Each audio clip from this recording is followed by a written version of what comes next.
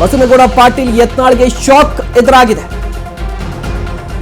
ಬಿಜೆಪಿಯಿಂದ 6 ವರ್ಷಗಳ ಕಾಲ ಯತ್ನಾಳ್ ಉಚ್ಚಾಟನೆ. ಬಿಜೆಪಿಯಿಂದ ಶಾಸಕ ಬಸನಗೌಡ ಪಾಟೀಲ್ ಯತ್ನಾಳ್ ಉಚ್ಚಾಟನೆಯಾಗಿದ್ದಾರೆ. ನನಗಾಗಲೇ ಹೇಳ್ತಾ ಇದ್ದೆ, ಬಿಜೆಪಿ ಹೈಕಮಾಂಡ್ ಸೀರಿಯಸ್ ಆಗಿದೆ. ಕರ್ನಾಟಕಕ್ಕೆ ಸಂಬಂಧಪಟ್ಟಂತೆ ಉಚ್ಚಾಟನೆ ಮಾಡಿ ಕೇಂದ್ರ ಬಿಜೆಪಿ ಶಿಸ್ತು ಸಮಿತಿ ಆದೇಶವನ್ನ ಹೊರಡಿಸಿದೆ. ಇದು ರಾಜ್ಯ ಬಿಜೆಪಿಗೆ ಸಂಬಂಧಪಟ್ಟಂತೆ ಅತಿ ದೊಡ್ಡ ಬ್ರೇಕಿಂಗ್ ನ್ಯೂಸ್ ಆಗುತ್ತೆ. 6 ವರ್ಷಗಳ ಕಾಲ ಯತ್ನಾಳ್ ಅವರ ಉಚ್ಚಾಟನೆ ಅಂತ ಹೇಳಿದ್ರೆ ಇದು ಪಕ್ಷದ ಮೇಲೆ ಪರಿಣಾಮ ಬೀರುವ ಸಾಧ್ಯತೆ ಇದೆ, ಮುಖ್ಯವಾಗಿ ಉತ್ತರ ಕರ್ನಾಟಕ. ಜೊತೆಗೆ ಇದರ ಔಟ್ಪುಟ್ ಏನು ಅನ್ನೋದು ಕೂಡ ಈಗ ಕುತೂಹಲಕ್ಕೆ ಕಾರಣವಾಗುತ್ತೆ. ಇದಲ್ಲದೆ ಯತ್ನಾಳ್ ಅವರ ಉಚ್ಚಾಟನೆ ಇದೆಯಲ್ವಾ, ಇದು ಒಂದು ಪಾಠ ಕೂಡ ಆಗುತ್ತೆ ಅಂತ. ಈಗಾಗಲೇ ಬಿಜೆಪಿಯಲ್ಲಿ ಬಣಬಡಿದಾಟ ತುಂಬಾ ತಾರಕಕ್ಕೆ ಹೋಗಿತ್ತು. ಬಟ್ ಯಾವತ್ತೂ ಕೂಡ ಸೀರಿಯಸ್ ಆಗಿ ತೆಗೆದುಕೊಳ್ಳದಂತಹ ಬಿಜೆಪಿ ಹೈಕಮಾಂಡ್ ನಾಯಕರು ಏಕಾಏಕಿಯಾಗಿ ಎರಡೂ ಬಣದ ನಾಯಕರಿಗೆ ನೋಟಿಸ್ ಅನ್ನ ಜಾರಿ ಮಾಡಿದ್ರು ಅಂತ ಹೇಳಿದ್ರೆ ಹೌದು, ಇದು ಟೈಮ್ ಮುಖ್ಯವಾಗಿ ನೋಟಿಸ್ ಅನ್ನ ಕೊಟ್ಟಿರುವಂತದ್ದು. ಜೊತೆಗೆ ಸೀರಿಯಸ್ ಆಗಿ ತೆಗೆದುಕೊಂಡಿದೆ ಕರ್ನಾಟಕ ಬಿಜೆಪಿಯನ್ನ. ಆಲ್ಮೋಸ್ಟ್ 20 ತಿಂಗಳಾಯಿತು ಕರ್ನಾಟಕದಲ್ಲಿ ಬಿಜೆಪಿ ಸೋತು. ಇಂತಹ ಸಂದರ್ಭದಲ್ಲಿ ಬಿಜೆಪಿಯಲ್ಲಿ ನಡೀತಾ ಇರುವಂತಹ ಬೆಳವಣಿಗೆಗಳ ಬಗ್ಗೆ ಅಮಿತ್ ಶಾ ಅವರು ರಿಯಾಕ್ಟ್ ಮಾಡ್ತಾ ಇರಲಿಲ್ಲ, ನರೇಂದ್ರ ಮೋದಿ ಅವರು ರಿಯಾಕ್ಟ್ ಮಾಡ್ತಾ ಇರಲಿಲ್ಲ, JP ನಡ್ಡಾ ಅವರು ರಿಯಾಕ್ಟ್ ಮಾಡ್ತಾ ಇರಲಿಲ್ಲ. ಮುಖ್ಯವಾಗಿ ಕಾರ್ಯಕರ್ತರಲ್ಲೇ ಒಂದು ಗೊಂದಲ ಇತ್ತು, ಯಾಕೆ ಹೈಕಮಾಂಡ್ ಏನು ಕ್ರಮಕ್ಕೆ ಮುಂದಾಗ್ತಾ ಇಲ್ಲ ಅಂತ ಹೇಳಿ. ಬಟ್ ಈಗ ಹೈಕಮಾಂಡ್ ಸೀರಿಯಸ್ ಆಗಿದೆ ಅನ್ನೋದಕ್ಕೆ ಈಗ ಉಚ್ಚಾಟನೆ ಒಂದು, ಜೊತೆಗೆ ನೋಟಿಸ್ ಅನ್ನು ಕೂಡ ಜಾರಿ ಮಾಡಿರುವಂತದ್ದು. ಯತ್ನಾಳ್ ಅವರನ್ನ ಉಚ್ಚಾಟನೆ ಮಾಡಿರುವಂತದ್ದು ಇದು ಮೊದಲಲ್ಲ, ಇದು ಸೆಕೆಂಡ್ ಟೈಮ್ ಕೂಡ ಉಚ್ಚಾಟನೆ ಆಗಿರುವಂತದ್ದು. ಈ ಹಿಂದೆಯೂ ಕೂಡ ಯತ್ನಾಳ್ ಅವರನ್ನ ಉಚ್ಚಾಟನೆ ಮಾಡಿದ್ರು. ಬಿಜೆಪಿಯಿಂದ ಯತ್ನಾಳ್ ಅವರನ್ನ ಈ ಹಿಂದೆ ಕೂಡ ಉಚ್ಚಾಟನೆ ಮಾಡಿದ್ರು, ಆಗ JDSಗೆ ಹೋಗಿದ್ರು. ಬಟ್ ಈಗ ಉಚ್ಚಾಟನೆ ಆಗಿರುವಂತಹ ಯತ್ನಾಳ್ ಅವರ ನಡೆ ಏನು, ಅವರು ಯಾವ ಪಕ್ಷಕ್ಕೆ ಹೋಗ್ತಾರೆ, JDS ಅಥವಾ ಸ್ವತಂತ್ರವ ಅಥವಾ ಹೊಸ ಪಕ್ಷವನ್ನ ಏನಾದ್ರೂ ಜಾರಿಗೆ ತರದ ಹೊಸ ಪಕ್ಷವನ್ನ ಹುಟ್ಟು ಹಾಕ್ತಾರಾ, ಈ ಕುತೂಹಲ ಕೂಡ ಇರುವಂತದ್ದು. ರಾಜ್ಯ ಬಿಜೆಪಿಯಲ್ಲಿ ಒಂದಿಷ್ಟು ಬೆಳವಣಿಗೆ ನಡೀತಾ ಇತ್ತು ಯತ್ನಾಳ್ ಅವರ ವಿಚಾರಕ್ಕೆ ಸಂಬಂಧಪಟ್ಟಂತೆ. ಈಗ ಯತ್ನಾಳ್ ಅವರು ಸಿಂಗಲ್ ಆಗಿದ್ದಾರೆ, ಜೊತೆಗೆ ಎಲ್ಲರಿಗೂ ಕೂಡ ಒಂದು ವಾರ್ನಿಂಗ್ ಕೊಟ್ಟಂತಾಗಿದೆ. ಬಿಜೆಪಿಯಲ್ಲಿ ಯಾರೆಲ್ಲ ರೆಬಲ್ಸ್ ಇದ್ದಾರೆ ಅವರಿಗೆಲ್ಲ, ಯಾರು ಪಕ್ಷದ ಶಿಸ್ತನ್ನ ಉಲ್ಲಂಘನೆ ಮಾಡ್ತಾರೆ ಅವರ ವಿರುದ್ಧ ಕಠಿಣ ಕ್ರಮ ತೆಗೆದುಕೊಳ್ತೀವಿ ಅಂತ ಹೇಳಿ ಸಂದೇಶವನ್ನ ಸಾರದಂತಿರುವಂಥದ್ದು. ಎಸ್ ವಿವೇಕ್, ಈಗಾಗಲೇ ನೋಡ್ತಾ ಇರಬಹುದು ಬಿಜೆಪಿ ಒಂದು ದೊಡ್ಡ ಮೆಸೇಜ್ ಅನ್ನ ಪಾಸ್ ಮಾಡಿದೆ. ಇಷ್ಟು ದಿನಗಳ ಕಾಲ ಬಿಜೆಪಿಯಲ್ಲಿ ಏನೇ ನಡೆದರೂ ಕೂಡ ಬಿಜೆಪಿ ಹೈಕಮಾಂಡ್ ಯಾವುದೇ ರೀತಿಯ ಕ್ರಮಕ್ಕೆ ಮುಂದಾಗಿರಲಿಲ್ಲ. ಬಟ್ ಈಗ ಕ್ರಮಕ್ಕೆ ಮುಂದಾಗಿದೆ ಅಂತ ಹೇಳಿದ್ರೆ ಇದು ದೊಡ್ಡ ವಾರ್ನಿಂಗ್ ಅಂತಾನಾ? ಎಸ್ ಮಹೇಶ್, ಈಗಾಗಲೇ ನಿನ್ನೆಯಷ್ಟೇ ಏನು ಶಿಸ್ತು ಸಮಿತಿಯಿಂದ 5 ಜನಕ್ಕೆ ಕೂಡ ನೋಟಿಸ್ ಜಾರಿಯಾಗಿತ್ತು. ಅದನ್ನು ಹೊರತುಪಡಿಸಿ ಇವತ್ತು ಮೇಜರ್ ಏನಂದರೆ ನಿನ್ನೆ ಮತ್ತು ಇವತ್ತು ಡೆಲ್ಲಿ ಪ್ರವಾಸದಲ್ಲೇ ಇದ್ದಂಥ ಯತ್ನಾಳ್ ಅವ್ರಿಗೂ ಕೂಡ 6 ವರ್ಷಗಳ ಕಾಲ ಉಚ್ಚಾಟನೆ ಅಂದ್ಬಿಟ್ಟು ಏನು ಪಕ್ಷದ ಶಿಸ್ತು ಸಮಿತಿ ಕಮಿಟಿಯಿಂದ ಕೂಡ ಈಗಲಷ್ಟೇ ಏನು ಒಂದು ಬ್ರೇಕಿಂಗ್ ಅಪ್ಡೇಟ್ ಬರ್ತಾ ಇದೆ. 6 ವರ್ಷಗಳ ಕಾಲ ಅವರಿಗೆ ಉಚ್ಚಾಟನೆ ಮಾಡಿದ್ದಾರೆ. ಈ ಹಿಂದೆ ಫೆಬ್ರವರಿ 10ನೇ ತಾರೀಕು ಕೂಡ ಅವರಿಗೆ ನೋಟಿಸ್ ನೀಡಲಾಗಿತ್ತು ಶಿಸ್ತು ಸಮಿತಿಯಿಂದ. ಅದಕ್ಕೆ 11 ಪುಟಗಳ ಉತ್ತರವನ್ನು ಕೂಡ ನೀಡಿದ್ರು ಯತ್ನಾಳ್ ಅವರು. ಈಗ ಏನು ಡೆಲ್ಲಿಯಿಂದ ವಾಪಸ್ ಆಗುವಂಥ ಸಂದರ್ಭದಲ್ಲಿ ಒಂದು ರೀತಿಯಾಗಿ ಇದು ಬಂದ್ಬಿಟ್ಟು ಯತ್ನಾಳ್ ಅವರಿಗೆ ದೊಡ್ಡ ಆಘಾತ ಅಂತಾನೆ ಹೇಳ್ಬೋದು, ದೊಡ್ಡ ಹಿನ್ನಡೆನೆ ಅಂತಾನೆ ಹೇಳ್ಬೋದು. ಯಾಕಂದ್ರೆ ಈಗಾಗಲೇ ರೆಬಲ್ಸ್ ಟೀಮ್ ಅವರು ಸಾಕಷ್ಟು ಹೋರಾಟವನ್ನು ಕೂಡ ಮಾಡ್ತಿದ್ರು, ರಾಜ್ಯ ಅಧ್ಯಕ್ಷರನ್ನ ಬದಲಾವಣೆ ಮಾಡಬೇಕು ಅಂತ ಹೇಳ್ಬಿಟ್ಟು. ಎಲ್ಲೋ ಒಂದ್ ಕಡೆ ಯತ್ನಾಳ್ ಅವರಿಗೆ 6 ವರ್ಷಗಳ ಕಾಲ ಈ ಕೂಡಲೇ ಅಂದ್ರೆ ಈಗಾಗಲೇ ಅಂದ್ರೆ ಈ ಹಿಂದಿನಿಂದಾನೇ ಜಾರಿ ಆಗುವಂತೆ 6 ವರ್ಷಗಳ ಕಾಲ ಉಚ್ಚಾಟನೆ ಮಾಡಿರೋದು ಇದು ಒಂದು ರೀತಿಯಾಗಿ ಬಿಗ್ ಶಾಕ್ ಯತ್ನಾಳ್ ಅವರಿಗೆ ಅಂತಾನೆ ಹೇಳ್ಬೋದು. ನಿನ್ನೆ ಅಷ್ಟೇ ಏನು 5 ಜನಕ್ಕೂ ಕೂಡ ನೋಟಿಸ್ ಅನ್ನ ನೀಡಿದ್ರು, ಅದು ಕೂಡ ಒಂದು ದೊಡ್ಡ ಮಟ್ಟದಲ್ಲೇ ಚರ್ಚೆ ಆಗ್ತಿತ್ತು. ಅದರ ಬೆನ್ನಲ್ಲೇ ಈಗ ಉಚ್ಚಾಟನೆ ಆಗಿರೋದು ಒಂದು ರೀತಿಯಾಗಿ ಯತ್ನಾಳ್ ಬಣ ಆಗಿರ್ಬೋದು ಮತ್ತೆ ಕಂಪ್ಲೀಟ್ ರೆಬಲ್ಸ್ ಟೀಮ್ ಏನಿದ್ದಾರೆ ಇವ್ರಿಗೆಲ್ಲರಿಗೂ ಕೂಡ ಒಂದು ದೊಡ್ಡ ಹಿನ್ನಡೆ ಅಂತ ಸೆಟ್ ಬ್ಯಾಕ್ ಅಂತಾನೆ ಹೇಳ್ಬೋದು ಮಹೇಶ್. ಇದನ್ನ ಹೊರತುಪಡಿಸಿ ಈಗಾಗಲೇ ಯತ್ನಾಳ್ ಅವರು ಈ ಹಿಂದೆ ಕೂಡ ಪಕ್ಷೇತರರಾಗಿದ್ರು. ಈಗ ಮುಂದಿನ ನಡೆ ಯತ್ನಾಳ್ ಅವ್ರದ್ದು ಯಾವ ರೀತಿಯಾಗಿರುತ್ತೆ ಅಂತ ಕೂಡ ಕಾದು ನೋಡ್ಬೇಕಾಗಿರುತ್ತೆ. ಯಾಕಂದ್ರೆ 6 ವರ್ಷಗಳ ಕಾಲ ಉಚ್ಚಾಟನೆ ಅಂದ್ರೆ ಇನ್ನು ಚುನಾವಣೆಗೆ ಕೇವಲ ಬಾಕಿ ಇರುವಂತದ್ದೇ 3 ವರ್ಷಗಳ ಕಾಲ. ಈ 3 ವರ್ಷ ಮುಗಿದ ನಂತರ ಈಗಾಗಲೇ ಏನು ಯತ್ನಾಳ್ ಅವರು ಯಾವ ರೀತಿ ಅವರ ಮುಂದಿನ ನಡೆಗಳಿರುತ್ತೆ, ಅವರೇ ಮತ್ತೆ ಏನಾದರೂ ಪಕ್ಷವನ್ನು ಕಟ್ತಾರಾ ಅಥವಾ ಇದಕ್ಕೆ ಮತ್ತೆ ಯಾವ ರೀತಿಯಾಗಿ ಹೊಂದಾಣಿಕೆ ಆಗ್ತಾರೆ ಅನ್ನೋದು ಕೂಡ ಕಾದು ನೋಡ್ಬೇಕಾಗಿರುತ್ತೆ ಮಹೇಶ್. ಮತ್ತೊಂದು ಕಡೆ ಯತ್ನಾಳ್ ಅವರ ಈ ಉಚ್ಚಾಟನೆ ಇದೆಯಲ್ವಾ, ಈ ಉಚ್ಚಾಟನೆಯಿಂದ ಬಿಜೆಪಿಗೆ ಪ್ಲಸ್ ಆಗುತ್ತಾ ಮೈನಸ್ ಆಗುತ್ತಾ ಅಂತ ಹೇಳಿ, ಯಾಕೆ ಅಂತ ಹೇಳಿದ್ರೆ ಒಂದು ಅಂದಾಜು ಮಾಡಲಾಗ್ತಾ ಇತ್ತು ರಾಜ್ಯ ರಾಜಕಾರಣಕ್ಕೆ ಸಂಬಂಧಪಟ್ಟಂತೆ ಯತ್ನಾಳ್ ಅವರ ವಿರುದ್ಧ ಯಾಕೆ ಕ್ರಮಕ್ಕೆ ಮುಂದಾಗ್ತಿಲ್ಲ ಅಂತ ಹೇಳಿದ್ರೆ ಇವರು ಮುಖ್ಯವಾಗಿ ಹಿಂದೂವಾಗಿ ಗುರುತಿಸಿಕೊಂಡಿರುವಂಥದ್ದು, ಅಂದ್ರೆ ಹಿಂದೂ ಫೈರ್ ಬ್ರ್ಯಾಂಡ್ ಆಗಿ ಗುರುತಿಸಿಕೊಂಡಿದ್ದಾರೆ. ಜೊತೆಗೆ ಉತ್ತರ ಕರ್ನಾಟಕ ಭಾಗದಲ್ಲಿ ತಮ್ಮದೇ ಆದಂತಹ ಪ್ರಭಾವ ಹೊಂದಿದ್ದಾರೆ, ಲಿಂಗಾಯತರು ಕೂಡ ಆಗಿರುವ ಕಾರಣಕ್ಕಾಗಿ ಪಕ್ಷಕ್ಕೆ ಬಿಜೆಪಿಗೆ ಎಷ್ಟು ಪ್ಲಸ್ ಆಗುತ್ತೆ ಎಷ್ಟು ಮೈನಸ್ ಆಗುತ್ತೆ ಅಂತ ಎಸ್, ಖಂಡಿತವಾಗ್ಲೂ ಮಹೇಶ್. ಈಗಾಗಲೇ ಬಸವನಗೌಡ ಪಾಟೀಲ್ ಯತ್ನಾಳ್ ಅಂದರೆ ಅವರ ಭಾಗದಲ್ಲಿ, ಬಿಜಾಪುರ ಭಾಗದಲ್ಲಿ ಕಂಪ್ಲೀಟ್ಲಿ ಅವರದ್ದೇ ಆದ ಒಂದು ಪ್ರಭಾವನ ಕೂಡ ಹೊಂದಿರ್ತಕ್ಕಂಥವ್ರು. ಮತ್ತು ಈಗಾಗಲೇ ಫೈರ್ ಬ್ರ್ಯಾಂಡ್ ಅಂತಾನೆ ರಾಜ್ಯದಲ್ಲಿ ಕೂಡ ಗುರುತಿಸ್ಕೊಂಡಿದ್ರು. ಅವರ ಹಿಂಬಾಲಕರು ಅಂತಾನೆ ಸಾಕಷ್ಟು ಜನ ಕೂಡ ಜೊತೆಯಾಗಿ ನಿಂತಿದ್ರು. ಅಂದರೆ ಈಗಾಗಲೇ ಏನು ವಿಜೇಂದ್ರ ರಾಜ್ಯಾಧ್ಯಕ್ಷರಾದ್ಮೇಲೆ ಅವರಿಗೆ ತೀವ್ರವಾಗಿ ವಿರೋಧವನ್ನು ಯಾರ್ಯಾರು ಮಾಡ್ತಿದ್ರು, ಇವರೆಲ್ಲರೂ ಕೂಡ ಒಂದು ರೀತಿಯಾಗಿ ಯತ್ನಾಳ್ ಅವರ ಹಿಂಭಾಗದಲ್ಲೇ ನಿಂತಿದ್ರು. ಮತ್ತು ಇಲ್ಲಿ ಕುತೂಹಲ ಮೂಡಿಸುವಂಥ ಅಂಶ ಏನಂದರೆ, ನಿನ್ನೆ ಅಷ್ಟೇ ಏನು ಡೆಲ್ಲಿಗೆ ಕೂಡ ತೆರಳಿದ್ರು ವಿಜೇಂದ್ರ ಅವರು. ಈ ಹಿಂದೆ ಕೂಡ ಸಾಕಷ್ಟು ಬಾರಿ ಡೆಲ್ಲಿಗೆ ತೆರಳದಂಥ ಸಂದರ್ಭದಲ್ಲಿ ಯತ್ನಾಳ್ ಅವರಿಗೆ ನೋಟಿಸ್ಗಳು ಜಾರಿ ಆಗ್ತಿತ್ತು. ಈಗ ಮತ್ತೆ ಈ ಹಿಂದೆ ನಿನ್ನೆ ಅಷ್ಟೇ 5 ಜನಕ್ಕೂ ಕೂಡ ನೋಟಿಸ್ ನೀಡಲಾಗಿತ್ತು. ಅದನ್ನು ಹೊರತುಪಡಿಸಿ ವಿಜೇಂದ್ರ ಅವರು ನಿನ್ನೆ ಡೆಲ್ಲಿ ಪ್ರವಾಸ ಕೈಗೊಂಡಿದ್ರು.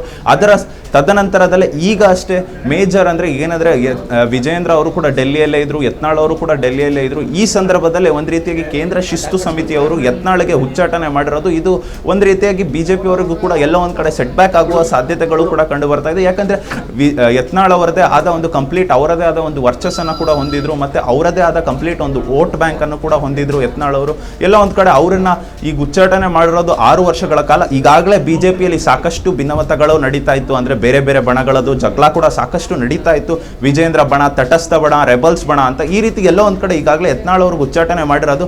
ಈ ರೆಬಲ್ಸ್ ಬಣಕ್ಕೆ ಕೂಡ ಕಂಪ್ಲೀಟ್ಲಿ ಬ್ರೇಕ್ ಬೀಳುತ್ತೆ. ಮತ್ತೆ ಮುಂದಿನ ನಡೆ ವಿಜೇಂದ್ರ ಬಣ ಅವ್ರದ್ದು ಕೂಡ ಸಾಕಷ್ಟು, ಅವರಿಗೂ ಕೂಡ ಇವತ್ತು ನೋಟಿಸ್ ಜಾರಿಯಾಗಿತ್ತು. ಇದನ್ನ ಹೊರತುಪಡಿಸಿ ತಟಸ್ಥ ಬಣದವ್ರದ್ದು ಕೂಡ ಮುಂದಿನ ನಡೆ ಯಾವ ರೀತಿಯಾಗಿರುತ್ತೆ, ಈಗಾಗಲೇ ಯತ್ನಾಳ್ ಅವ್ರಿಗೆ 6 ವರ್ಷಗಳ ಉಚ್ಚಾಟನೆ ಮಾಡಿರೋದು ಇದೊಂದು ರೀತಿಯಾಗಿ ಮೇಜರ್ ಸೆಟ್ ಬ್ಯಾಕ್ ಆಗುವ ಸಾಧ್ಯತೆ ಇದೆ ಕರ್ನಾಟಕದಲ್ಲಿ ಬಿಜೆಪಿಗೆ ಅಂತಾನೆ ಹೇಳ್ಬೋದು. ಮತ್ತೊಂದು ಕಡೆ ಯತ್ನಾಳ್ ಅವರು ಸಮರವನ್ನ ಸಾರಿದ್ದು ವಿಜೇಂದ್ರ ವಿರುದ್ಧ. ಸೊ ಈಗ ಯತ್ನಾಳ್ ಅವರ ಉಚ್ಚಾಟನೆ ಆಗಿದೆ ಅಂತ ಹೇಳಿದ್ರೆ ಇಲ್ಲಿ ವಿಜೇಂದ್ರ ಅವರ ಮೇಲುಗೈ ಸಾಧಿಸಿದ್ರು ಅಂತಾನೆ ಅರ್ಥ ಆಗುತ್ತಲ್ವಾ. ಈಗ ವಿಜೇಂದ್ರ ವಿರುದ್ಧ ನಿಂತವರ ಕತೆ ಏನಾಗುತ್ತೆ, ಜೊತೆಗೆ ತಟಸ್ಥ ಬಣ ಅಂತ ಕೂಡ ಇತ್ತು, ಅವರು ಕೂಡ ವಿಜೇಂದ್ರ ವಿರುದ್ಧ ಒಂದಿಷ್ಟು ಕಂಪ್ಲೇಂಟ್ಗಳನ್ನು ಮಾಡಿದ್ರು. ಅವ್ರಿಗೇನು ಮೆಸೇಜ್ ಪಾಸ್ ಆಗುತ್ತೆ ಅಂದ್ರೆ ಕಂಪ್ಲೀಟ್ ಆಗಿ ಬಿಜೆಪಿ ಹೈಕಮಾಂಡ್ ವಿಜೇಂದ್ರ ಪರವಾಗಿ ನಿಂತಿದೆ ಅಥವಾ ವಿಜೇಂದ್ರ ಮೇಲುಗೈ ಸಾಧಿಸಿದ್ದಾರೆ ಅಂತ ಅಂದಾಜು ಮಾಡಬಹುದಾ ಈ ಬೆಳವಣಿಗೆಯನ್ನ?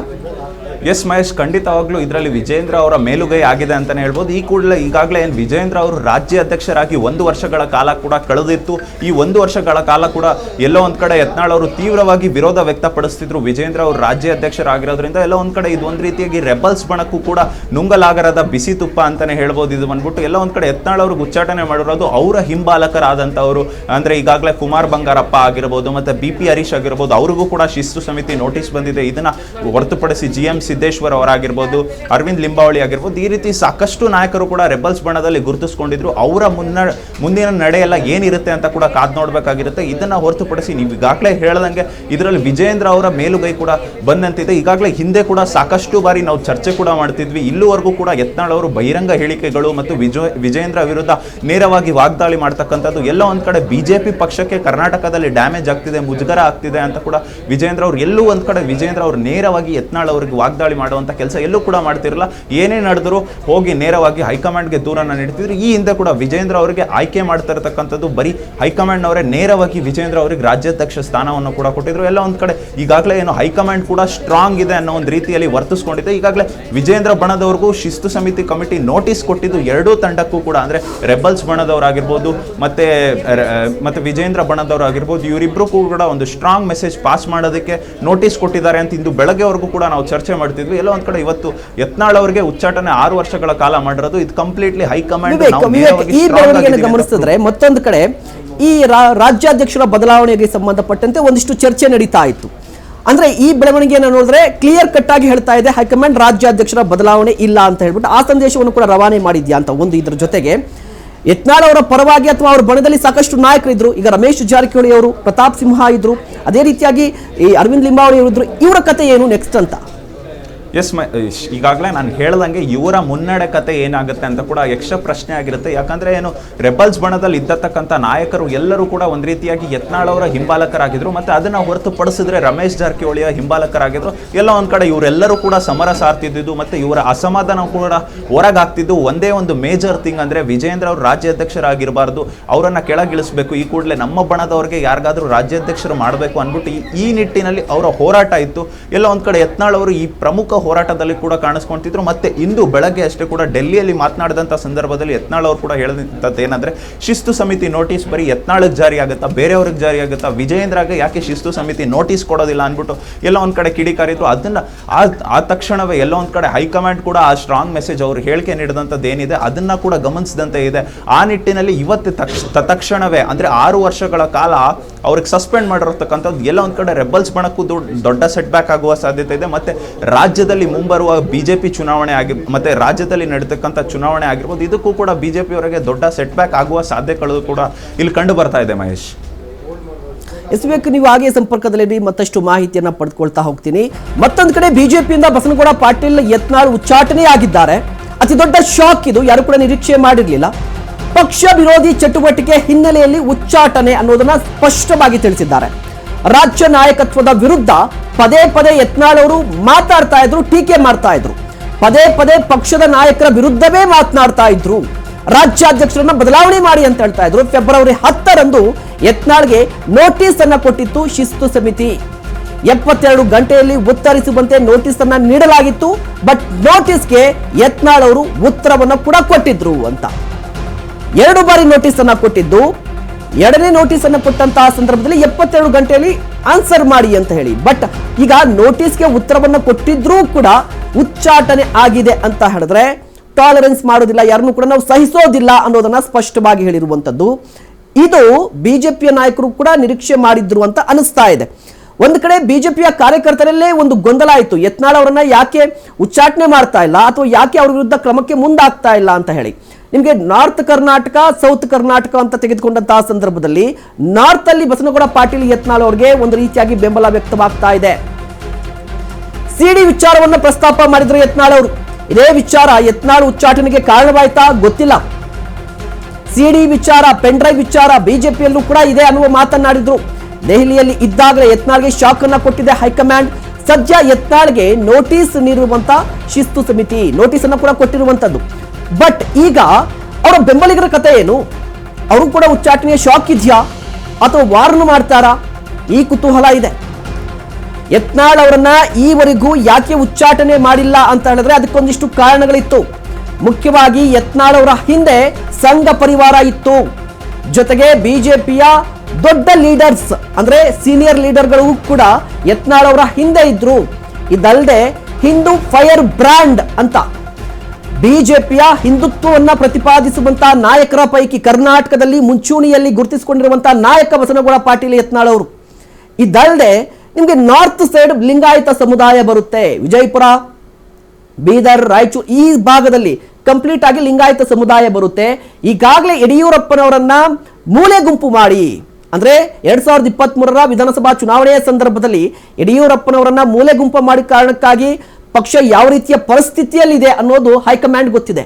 ಇದೇ ಸಂದರ್ಭದಲ್ಲಿ ಅದೇ ಸಮುದಾಯದ ನಾಯಕ, ಮುಖ್ಯವಾಗಿ ಪಂಚಮಸಾಲಿ ಲಿಂಗಾಯತರು ಬಸನಗೌಡ ಪಾಟೀಲ್ ಯತ್ನಾಳ್ ಅವರು ಅವರನ್ನ ಉಚ್ಚಾಟನೆ ಮಾಡಿದ್ರೆ ಪಕ್ಷಕ್ಕೆ ಡ್ಯಾಮೇಜ್ ಆಗುತ್ತೆ ಅನ್ನುವ ಒಂದಿಷ್ಟು ಅಂದಾಜುಗಳಿತ್ತು. ಬಟ್ ಈ ಒಂದು ಉಚ್ಚಾಟನೆಯಿಂದಾಗಿ ಯಾವುದನ್ನು ಕೂಡ ನೇರವಾಗಿ ಹೇಳ್ತಾ ಇದೆ ಹೈಕಮಾಂಡ್, ಸ್ಪಷ್ಟವಾಗಿ ಹೇಳ್ತಾ ಇದೆ ಪಕ್ಷದ ಚೌಕಟ್ಟಿನಲ್ಲಿ ಎಲ್ಲರೂ ಕೂಡ ಕೆಲಸ ಮಾಡಬೇಕಾಗಿದೆ. ಇದಲ್ಲದೆ ಯಡಿಯೂರಪ್ಪನವರ ಅಥವಾ ಯುಚೇಂದ್ರ ಅವರ ಮೇಲುಗೈ ಇದಂತ ಬಿಜೆಪಿ ಕರ್ನಾಟಕದಲ್ಲಿ ಇರಬೇಕು ಅಂತ ಹೇಳಿದ್ರೆ ಯಡಿಯೂರಪ್ಪನವರು ಮಾಸ್ ಲೀಡರ್. ಸೊ ಅವರ ಅಡಿಯಲ್ಲೇ ಪಕ್ಷ ಸಂಘಟನೆ ಆಗಬೇಕಾಗಿರುವಂಥದ್ದು, ಅವರ ಹಿಡಿತದಲ್ಲೇ ಇರಬೇಕಾಗುತ್ತೆ ಅನ್ನೋದನ್ನ ಮತ್ತೆ ಮತ್ತೆ ಸಾಬೀತಾಗಿರುವಂಥದ್ದು.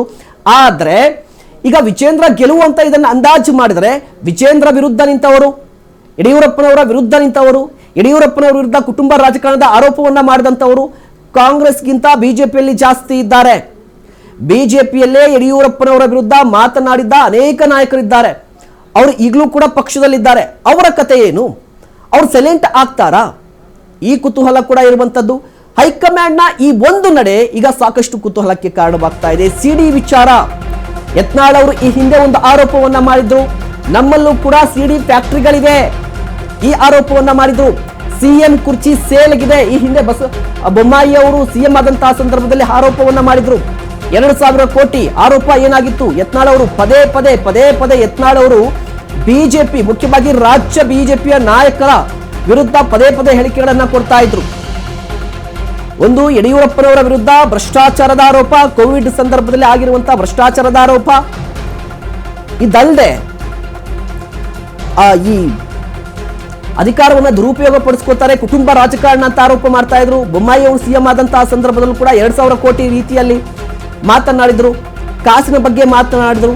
ವಿಜೇಂದ್ರ ವಿರುದ್ಧ ನೇರವಾಗಿ ವಾಗ್ದಾಳಿ ನಡೆಸ್ತಾ ಇದ್ರು, ಏಕವಚನದಲ್ಲಿ ವಾಗ್ದಾಳಿ ನಡೆಸ್ತಾ ಇದ್ರು. ಇದಲ್ಲದೆ ಯತ್ನಾಳ್ ಅವರು ಮಾಜಿ ಸಿಎಂ ಅಥವಾ ಮಾಜಿ ಕೇಂದ್ರ ಸಚಿವರಾಗಿರುವಂತಹ ಬಸನಗೌಡ ಪಾಟೀಲ್ ಅವರು ಸದಾನಂದ ಗೌಡರು ಕೂಡ ವಿರುದ್ಧ ಕೂಡ ಮಾತನಾಡಿದ್ರು, ಏಕವಚನದಲ್ಲಿ ಮಾತನಾಡಿದ್ರು, ಬಾಯಿ ಮುಚ್ಕೊಂಡಿರಬೇಕು ಅನ್ನುವ ಪದವನ್ನು ಯೂಸ್ ಮಾಡಿದ್ರು.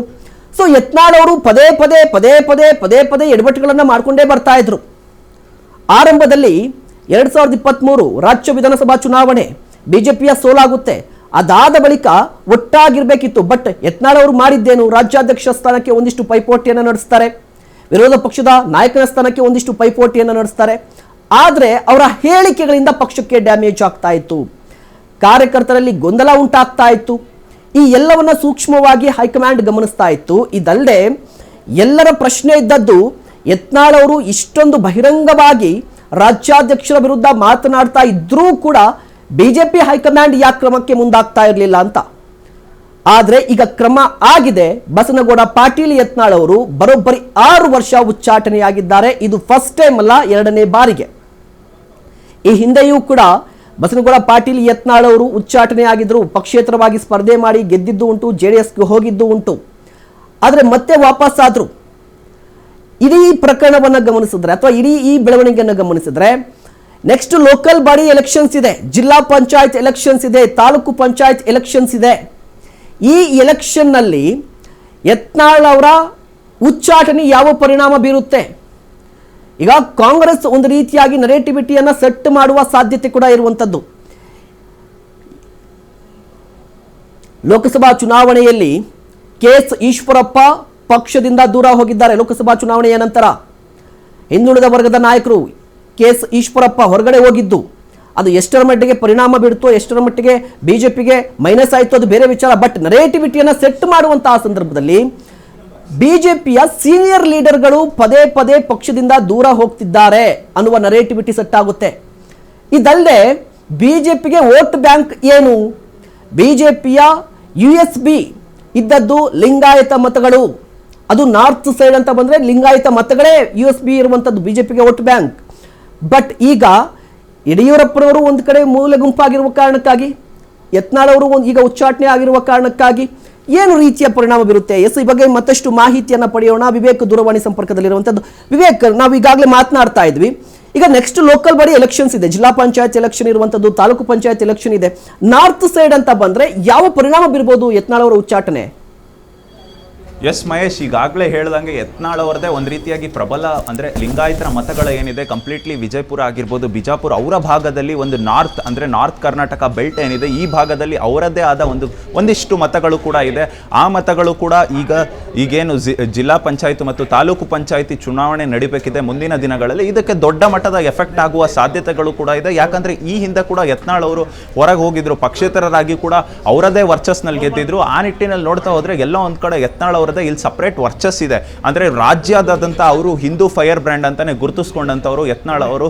ಈಗ ಅವ್ರಿಗೆ ಉಚ್ಚಾಟನೆ ಮಾಡಿರೋದು ಇದೆಲ್ಲ ಒಂದ್ ಕಡೆ ಮುಂದಿನ ದಿನಗಳಲ್ಲಿ ಬಿಜೆಪಿಗೆ ದೊಡ್ಡ ಮಟ್ಟದ ಡ್ಯಾಮೇಜ್ ಆಗುವ ಸಾಧ್ಯತೆಗಳು ಇದೆ ಅಂತ ಕೂಡ ಹೇಳ್ಬೋದು ಮಹೇಶ್. ಇದನ್ನ ಹೊರತುಪಡಿಸಿ ನೋಡ್ತಾ ಹೋದ್ರೆ ಇನ್ನಿಷ್ಟು ಹಿಂದಿನ ದಾಖಲೆಗಳು, ಬೇರೆ ಬೇರೆ ವಿಚಾರಗಳು ಗಮನಿಸ್ತಾ ಹೋದ್ರೆ ಯತ್ನಾಳ್ ಅವ್ರದ್ದು ಇದು ಒಂದು ಮೊದಲನೇ ಬಾರಿ ಏನಲ್ಲ, ಯತ್ನಾಳ್ ಅವರಿಗೆ ಸಾಕಷ್ಟು ನೋಟಿಸ್ಗಳು ಕೂಡ ಜಾರಿ ಮಾಡಲಾಗಿತ್ತು ಶಿಸ್ತು ಸಮಿತಿ ಕಮಿಟಿಯಿಂದ. ಆ ಎಲ್ಲ ನೋಟಿಸ್ಗಳಿಗೂ ಕೂಡ ಸಾಕಷ್ಟು ಉತ್ತರವನ್ನು ಕೂಡ ನೀಡಿದ್ರು ಯತ್ನಾಳ್ ಅವರು. ಈ ಬಾರಿ ಅಂದ್ರೆ ಫೆಬ್ರವರಿ 10ನೇ ತಾರೀಕು ಅವರಿಗೆ ಏನು ರೀಸೆಂಟ್ ಆಗಿ ನೋಟಿಸ್ ಅನ್ನು ಕೊಟ್ಟಿದ್ರು, ಆ ನೋಟಿಸ್ಗೆ ಸಂಬಂಧಪಟ್ಟಂತೆ 11 ಪುಟಗಳ ಉತ್ತರವನ್ನು ಕೂಡ ಕೊಟ್ಟಿದ್ರು. ಈಗಾಗಲೇ ಏನು ಓಂ ಪತಾಕ್ ಅವರಿಗೆ ಅವ್ರು ಬಂದ್ಬಿಟ್ಟು ಈಗ 6 ವರ್ಷಗಳ ಕಾಲ ಉಚ್ಚಾಟನೆ ಅಂತ ಹೇಳಿ ಪತ್ರವನ್ನು ಕೂಡ ಯತ್ನಾಳ್ ಅವರಿಗೆ ಕಳಿಸಿದ್ದಾರೆ. ಆ ಪತ್ರದಲ್ಲಿ ಕಂಪ್ಲೀಟ್ಲಿ ಕ್ಲಿಯರ್ ಕಟ್ ಆಗಿ ಮೆನ್ಷನ್ ಇರುವಂತ ಅಂಶಗಳು ಏನಂದ್ರೆ, ಈಗಾಗಲೇ ಏನು ಅವರು ಉತ್ತರವನ್ನು ಕೊಟ್ಟಿದ್ರು, ಆ ಉತ್ತರದಲ್ಲಿ ಉಲ್ಲೇಖ ಆದಂತೆ ಯಾವುದೇ ರೀತಿಯಾದ ಕ್ರಮವನ್ನು ಮತ್ತೆ ಸರಿಯಾಗಿ ನಾನು ನಡ್ಕೊಳ್ತೀನಿ, ಪಕ್ಷದ ಶಿಸ್ತುಗಳೇನಿದೆ ಅದ್ರ ಡಿಸಿಪ್ಲಿನರಿ ಕಮಿಟಿ ಏನಿದೆ ಅದರಂತೆ ನಾನು ನಡೆದುಕೊಳ್ತೀನಿ ಅಂತ ಯತ್ನಾಳ್ ಅವರು ಎಲ್ಲೂ ಕೂಡ ಉತ್ತರ ಕೊಡಲಿಲ್ಲ. ಆ ನಿಟ್ಟಿನಲ್ಲಿ ಅವರಿಗೆ ಎಲ್ಲೋ ಒಂದ್ ಕಡೆ ಆ ಮಾತ್ರ ಆದಂತೆ ಮತ್ತೆ ಬೇರೆ ಬೇರೆ ವಿಚಾರಗಳು ಕೂಡ ಯತ್ನಾಳ್ ಅವ್ರಿಗೆ ಹಿನ್ನಡೆ ಆದಂತಿದೆ. ಆ ನಿಟ್ಟಿನಲ್ಲಿ ಅವರಿಗೆ ಈ ತಕ್ಷಣವೇ 6 ವರ್ಷಗಳ ಕಾಲ ಈಗ ಉಚ್ಚಾಟನೆ ನಡೆಸಿರೋದು. ಇದನ್ನ ಹೊರತುಪಡಿಸಿ ಇನ್ನ ಮೇಜರ್ ಆಗಿ ನೋಡ್ತಾ ಹೋದ್ರೆ ಮೊನ್ನೆ ಅಷ್ಟೇ ಏನು ಸದನ ಕೂಡ ನಡೆಯಿತು. ಈ ಸದನ ನಡೀತಕ್ಕಂಥ ಸಂದರ್ಭದಲ್ಲೂ ಕೂಡ ಅಷ್ಟೇ ಮೇಜರ್ ಆಗಿ ನಡೆದಂಥ ಬೆಳವಣಿಗೆ ಏನಂದ್ರೆ ಹನಿ ಟ್ರ್ಯಾಪ್ ವಿಚಾರ ಕೂಡ ಬಂತು. ಈ ಹನಿ ಟ್ರ್ಯಾಪ್ ವಿಚಾರದಲ್ಲಿ ಎಲ್ಲ ಒಂದ್ ಕಡೆ ಪ್ರಮುಖವಾಗಿ ಯತ್ನಾಳ್ ಅವರೇ ಮೊದಲನೇದಾಗಿ ರಾಜಣ್ಣ ಅವರ ಹೆಸರು ಪ್ರಸ್ತಾಪ ಮಾಡಿದ್ದು ಹನಿ ಟ್ರ್ಯಾಪ್ ವಿಚಾರದಲ್ಲಿ. ಇದು ಒಂದು ಕಡೆ ಎಲ್ಲೋ ಒಂದು ಕಡೆ ಬಂದ್ಬಿಟ್ಟು ಬಿಜೆಪಿ ಅವರಿಗೆ ದೊಡ್ಡ ಸೆಟ್ ಬ್ಯಾಕ್ ಆಯ್ತಾ, ಇದು ಬಂದ್ಬಿಟ್ಟು ಇದೆಲ್ಲವೂ ಕೂಡ ನೇರವಾಗಿ ಹೈಕಮಾಂಡ್ಗೆ ರವಾನೆ ಮಾಡಿದ್ರ ವಿಜೇಂದ್ರ ಅವರು ಅಂತ ಕೂಡ ಕಾದ್ ನೋಡ್ಬೇಕಾಗಿರುತ್ತೆ. ಮುಂದಿನ ದಿನಗಳಲ್ಲೂ ಕೂಡ ಗೊತ್ತಾಗುತ್ತೆ ಅಂದ್ರೆ ಯಾರು ಯಾವ ನಿಟ್ಟಿನಲ್ಲಿ ಇಲ್ಲಿ ನಡೆದಂತ ವಿಚಾರಗಳು ಎಲ್ಲವೂ ಕೂಡ ಹೈಕಮಾಂಡ್ಗೆ ರವಾನೆ ಮಾಡಿದ್ರು ಅಂತ. ಈ ಹಿಂದೆ ಮೊನ್ನೆ ಅಷ್ಟೇ 2 ದಿನಗಳ ಹಿಂದೆ ಅಷ್ಟೇ ತಟಸ್ಥ ಬಣ ಅಂತಾನೆ ಗುರುತಿಸ್ಕೊಂಡಂತ ಬೊಮ್ಮಾಯಿ ಅವರು ಕೂಡ ಅಮಿತ್ ಶಾ ಅವರಿಗೆ ಭೇಟಿ ಮಾಡಿದ್ರು.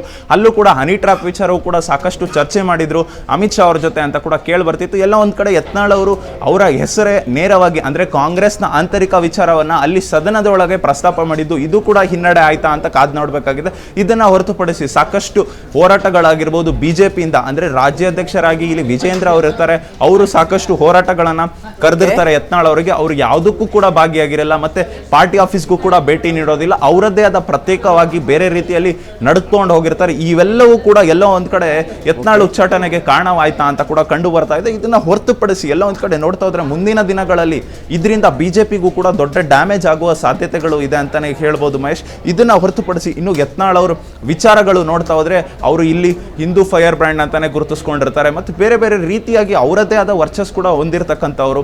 ಅವ್ರನ್ನ ಎಲ್ಲ ಒಂದ್ ಕಡೆ ಈಗ ಉಚ್ಚಾಟನೆ ಮಾಡಿರೋದು ಎಲ್ಲ ಒಂದ್ ಕಡೆ ಮೇಜರ್ ಸೆಟ್ ಬ್ಯಾಕ್ ಆಗುವ ಸಾಧ್ಯತೆ ಇದೆ. ಅಂದ್ರೆ ಈಗ ಮುಂದಿನ ಬರುವಂತ ZPTP ಎಲೆಕ್ಷನ್ಸ್ಗೆ ಮಹೇಶ್. ವಿವೇಕ್, ಮತ್ತೊಂದು ಕಡೆ ನೋಡಿ, ಬಿಜೆಪಿಯಲ್ಲಿ ಸಿದ್ಧಾಂತದ ಹೋರಾಟ ಅಂತ ತೆಗೆದುಕೊಂಡಂತಹ ಸಂದರ್ಭದಲ್ಲಿ ಅಂದ್ರೆ ಸಿದ್ಧಾಂತವನ್ನ ತುಂಬಾ ಪ್ರಖರವಾಗಿ ಪ್ರತಿಪಾದನೆ ಮಾಡುವಂತ ಜನರ ಪೈಕಿ KS ಈಶ್ವರಪ್ಪನವರು ಮುಂಚೂಣಿಯಲ್ಲಿ ಕಾಣಿಸ್ಕೊತಾ ಇದ್ರು ಈ ಹಿಂದೆ.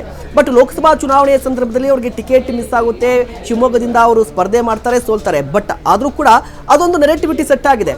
ಹಿಂದುತ್ವದ ಬಗ್ಗೆ ಮಾತನಾಡುವಂತಹ ನಾಯಕರನ್ನ ಬಿಜೆಪಿಯಲ್ಲಿ ಕಡೆಗಣನೆ ಮಾಡ್ತಾ ಇದ್ದಾರೆ ಅಂತ ಅದೊಂದು ನೆರೆಟಿವಿಟಿ ಸೆಟ್ ಆಯಿತು KS ಈಶ್ವರಪ್ಪ ವಿಚಾರದಲ್ಲಿ.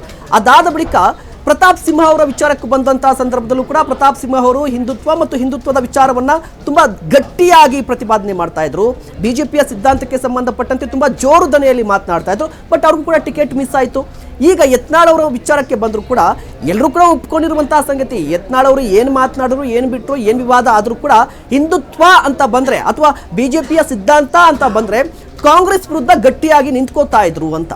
ಬಟ್ ಈ ರೀತಿಯಾಗಿ ಸಿದ್ಧಾಂತವನ್ನ ಒಪ್ಪಿ ಸಿದ್ಧಾಂತದ ವಿಚಾರವಾಗಿ ಪ್ರತಿಪಾದನೆ ಮಾಡುವಂತಹ ನಾಯಕರನ್ನೇ ಬಿಜೆಪಿಯಲ್ಲಿ ಮೂಲೆ ಗುಂಪು ಮಾಡಲಾಗ್ತಾ ಇದೆಯಾ ಅನ್ನುವ ಅನುಮಾನ ಕೂಡ ವ್ಯಕ್ತವಾಗುತ್ತಲ್ವಾ ಈ ಬೆಳವಣಿಗೆಯಿಂದ. ಈ ಬೆಳವಣಿಗೆ ಕಾಂಗ್ರೆಸ್ಗೆ ಎಷ್ಟು ಪ್ಲಸ್ ಆಗಬಹುದು ಅಂತ?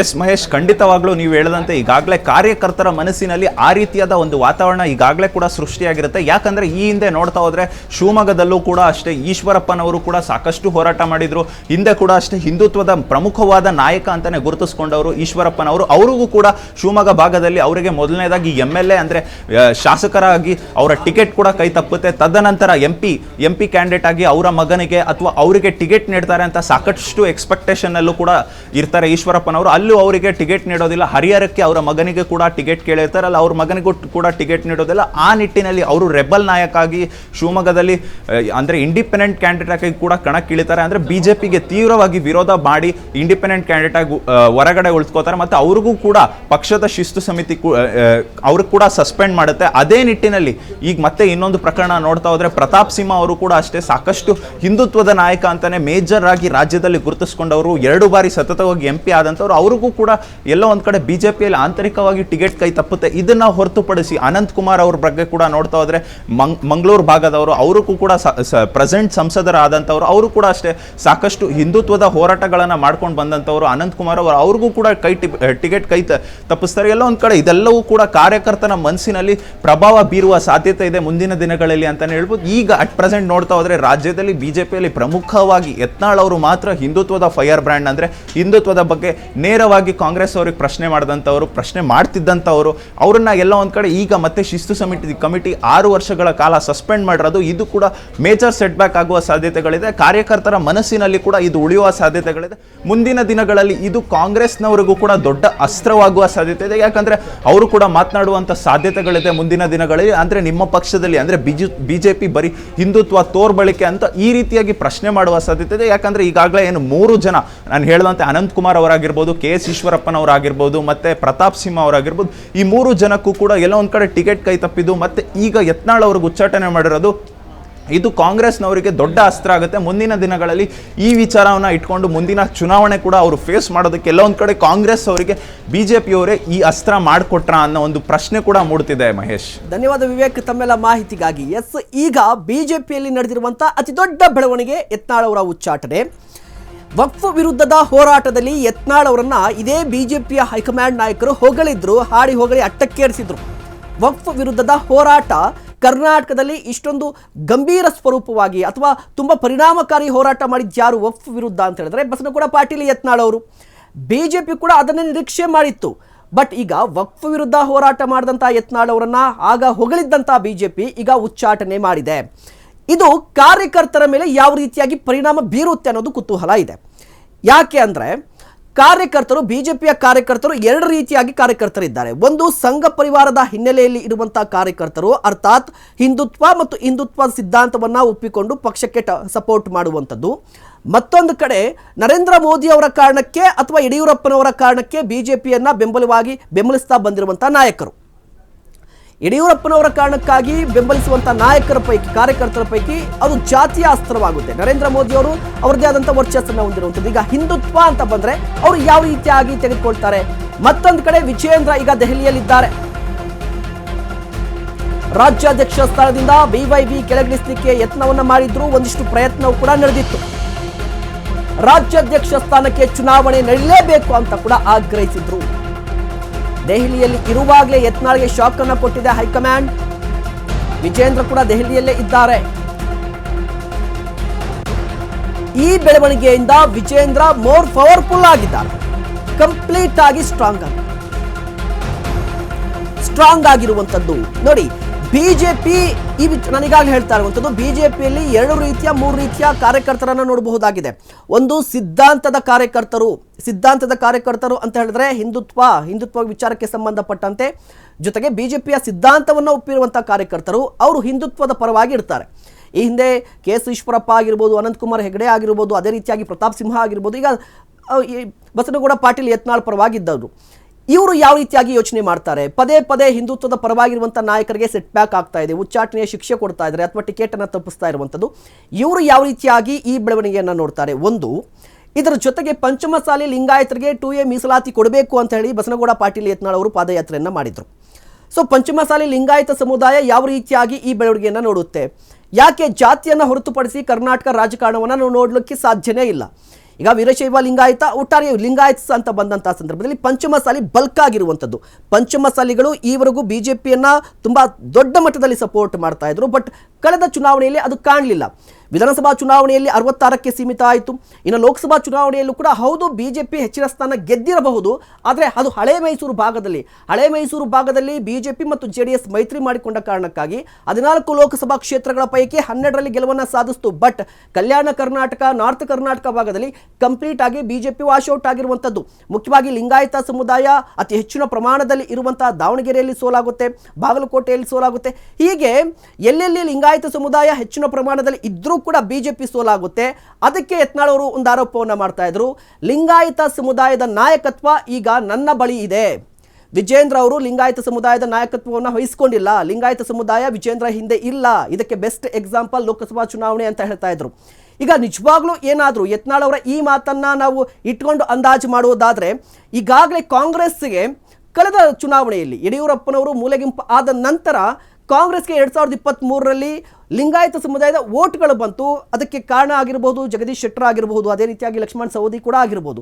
ಬಟ್ ಈಗ ಎಲ್ಲೋ ಒಂದು ಕಡೆ ಇಷ್ಟು ದಿನಗಳ ಕಾಲ ತುಂಬ ಗಟ್ಟಿಯಾಗಿ ಇದ್ದಂಥ ಒಂದು ದೊಡ್ಡ ಬ್ರಿಡ್ಜ್ ಬ್ರೇಕ್ ಆಗಿದೆಯಾ ಅಂತ ಹೇಳಿಬಿಟ್ಟು, ಒಂದು ಅಣೆಕಟ್ಟು ಬ್ರೇಕ್ ಆಗಿದೆಯಾ? ಲಿಂಗಾಯತ ಸಮುದಾಯ ಇಷ್ಟು ದಿನಗಳ ಕಾಲ ಬಿಜೆಪಿಯ ಸಪೋರ್ಟ್ ಆಗಿತ್ತು.